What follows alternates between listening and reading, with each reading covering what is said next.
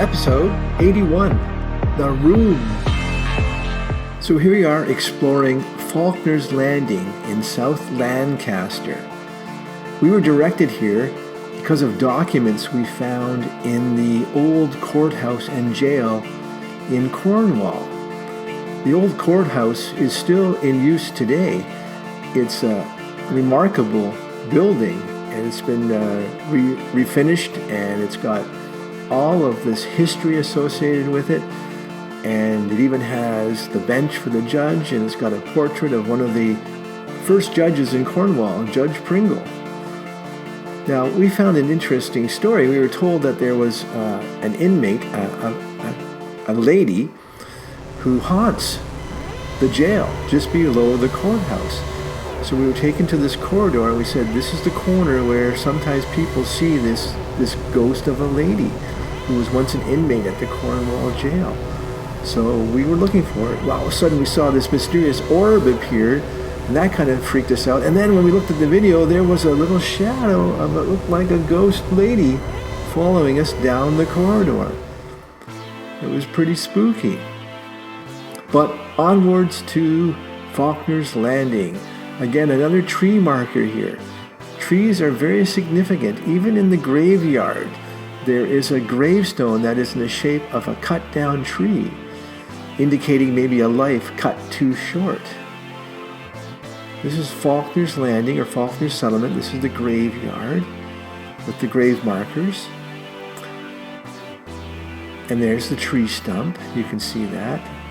That's a grave marker. That's not a tree. That's a grave marker of a life cut too short. Of course, this area is famous for the Lancaster Wharf and the Glengarry Cairn.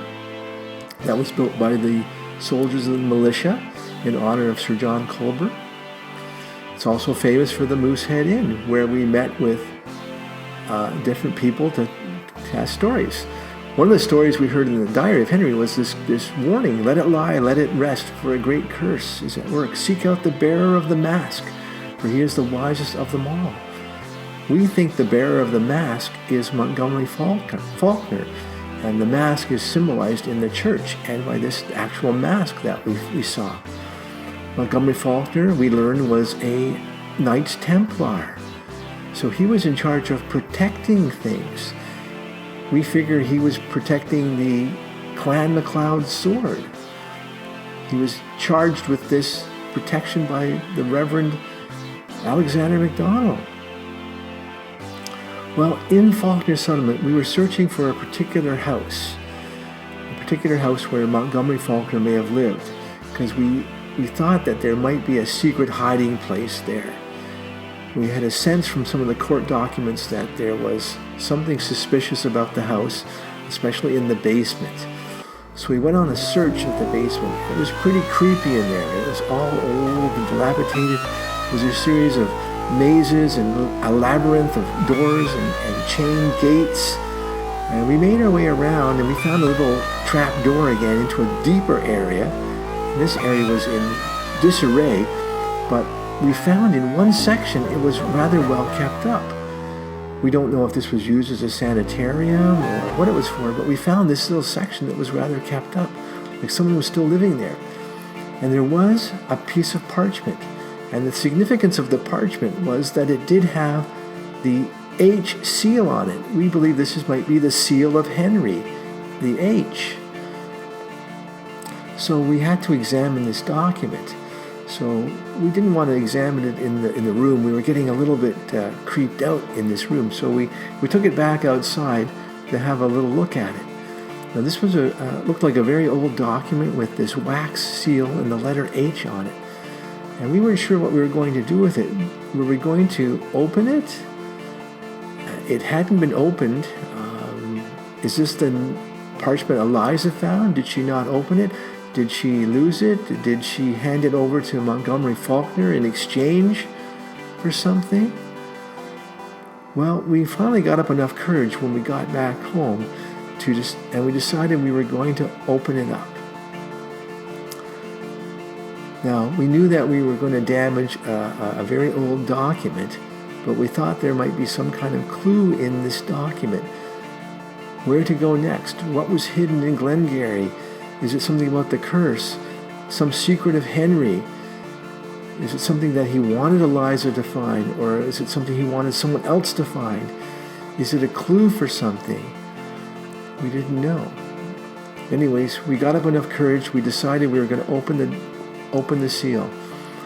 So we carefully tried to cut away at the wax, and we were able to. It came away quite easily.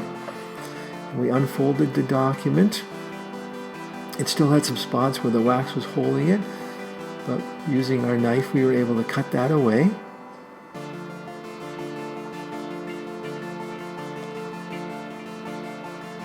And it peeled apart fairly easily.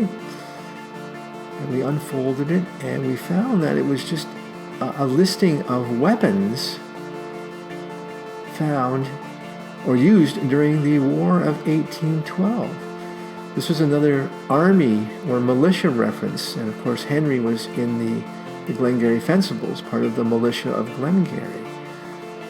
So is this something that someone else had left there as a clue for us? Because it was in pretty good shape. It didn't look like a document from 200 years ago.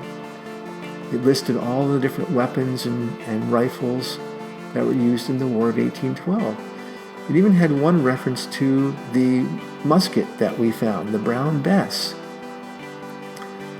So we're wondering if these were clues that were going to lead us on somewhere else. There was a picture of a flintlock pistol, like the one we found from Spanish John in Season 1 of Mystery Secret Searchers.